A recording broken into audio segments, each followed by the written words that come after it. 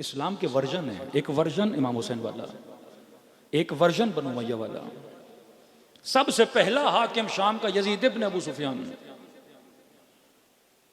माविया का भाई। दूसरा हाकिम मुआविया इब्न अबी सुफियान। तीसरा हाकिम यजीद इब्न मुआविया। इन्होंने कभी रसूल को नहीं देखा, इन्होंने कभी असहाबे रसूल को, अहले मदीना को इतना आते जाते नहीं देखा। इन्होंने दीन को जिस जबान से सुना था वो बनु उमय्या की जबान थी। और वो दीन था कि जिस तरह आज एक शिया नमाज पढ़ खत्म करने के बाद तस्बीह हजरत ज़हरा पढ़ता है, ये तस्बीह पढ़ते थे सब अमीरुल मोमिनीन को। तब आप देखते हैं 30,000 का लश्कर करबला में जमा हो जाता है और मौला हुसैन फरमाते हैं मुझे कत्ल क्यों करने आए हो? आवाज आती है बुग़्ज़न लिअबीक, हुसैन तेरे बाबा के बुग़्ज़ में तुझे कत्ल करने के लिए आए हैं। दुश्मन का प्रोपेगंडा इतना ज्यादा हो जाए। अब ये अबा अब्दुल्लाह अल हुसैन है, इमाम ज़ैनुल आबिदीन, 2 खुतबे देते हैं यजीद की दरबार में। फरमाते मैं सफ़ा का बेटा हूँ, मैं मरवा का बेटा हूँ।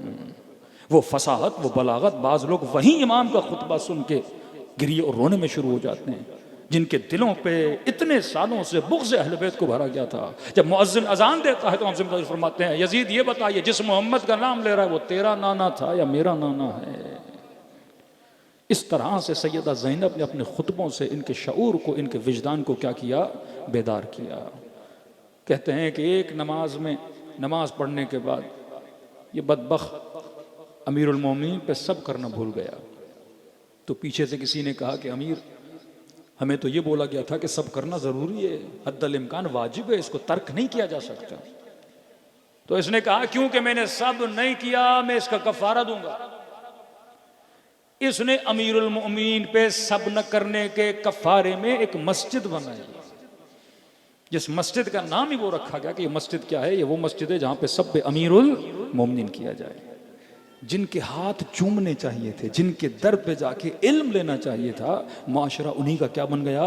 दुश्मन बन गया। ये फर्श अज़ा है जिसने आपको गुलाम अमीरुल मोमिनीन बनाया। सलवात पढ़े मोहम्मद व आले मोहम्मद।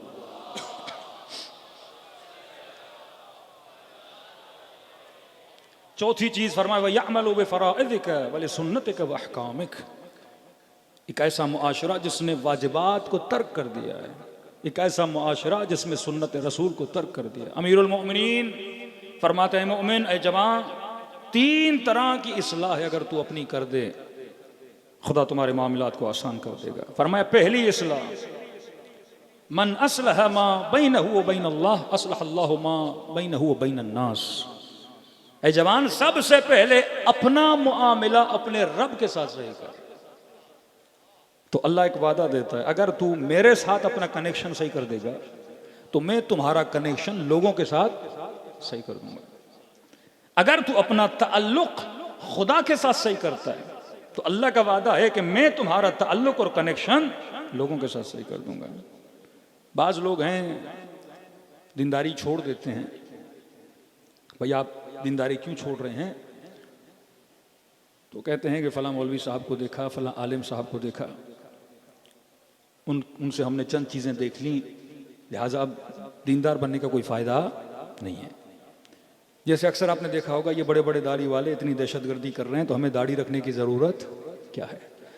का ख़वारिज इतने इतने नमाजी थे तो हमें दीनदार बनने की ज़रूरत नहीं। वो मुर्जिआ का अक़ीदा कि दिल बस पाक होना चाहिए, दीनदार बनने की ज़रूरत नहीं है। मेरे चौथे इमाम, इमाम जाफ़र सादिक़ अलैहिस्सलातु वस्सलाम,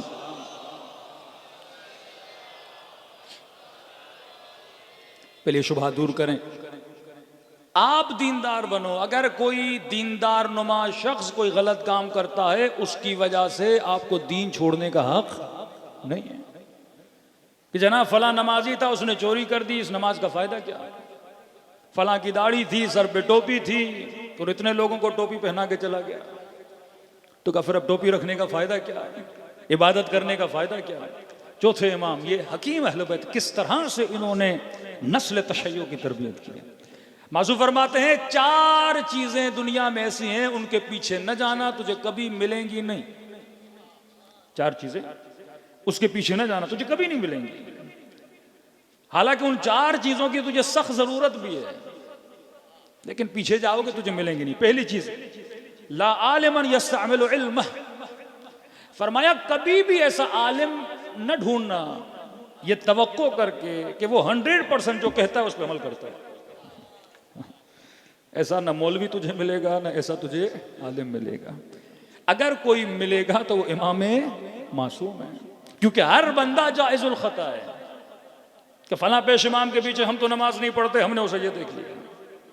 हमारे उस्ताद कहते थे कि बहुत पहले, आज से 40-50 साल पहले का, मोहल्ले का एक बड़ा आबिद बंदा, मुत्तकी बंदा, एक पेश इमाम साहब जो बहुत ज्यादा इबादत में, इरफान में मशहूर थे कि पूरा मोहल्ला उसके पीछे नमाज पढ़ता था। लेकिन देखा ये बंदा मस्जिद में आता है, छत पे जाके नमाज पढ़ता है, मौलवी साहब के पीछे नमाज नहीं पढ़ता। किसी ने जाके पूछा आप क्यों नहीं पढ़ रहे? छोड़ दीजिए, हमारे अपने मामलात हैं। कि जनाब नमाज है, जमात का सवाब, पूरी सफ खड़ी, आप पीछे क्यों नहीं आते? अब पुराने जमाने की सोच बता रहा हूं कि मौलवी को कैसा होना चाहिए, लोगों की सोचें देखें। तो कह रहे हैं हमने इनको किसी के घर पे देखा था, ये बड़े मुर्गे और चरखे खा रहे थे। अब मौलवी होते हुए मुर्गे खाना, ये तो आदिल नहीं है। इनको तो खाना वही खाना चाहिए जो हमने सुना अमीरुल मोमिनीन उबले हुए कद्दू खाते थे, सूखी हुई रोटी खाते थे। छठे इमाम फरमाते हैं कभी भी ऐसे आलिम की तलाश में न निकलना जिससे तुम ये तवक्को रखो कि 100% ये जो कहता है उस पर क्या करता है, अमल करता है। फरमा नहीं, अगर मस्जिद में पेश इमाम है, कोई मौलाना है, कोई अच्छी शोहरत रखता है, तुम उस पर क्या करो, अमल करो, उसकी इक्तदा करो। लेकिन जितना डीप के अंदर जाओगे तुझे कोई आलिम नहीं मिलेगा। जब आलिम नहीं मिलेगा तो आलिमों का किनारा करना छोड़ दोगे, आलिमों के साथ रहना छोड़ दोगे, और जब आलिमों का साथ छोड़ोगे तो इल्म का साथ छूट जाएगा, और जब इल्म का साथ छूट जाएगा तो बेअमल हो जाओगे।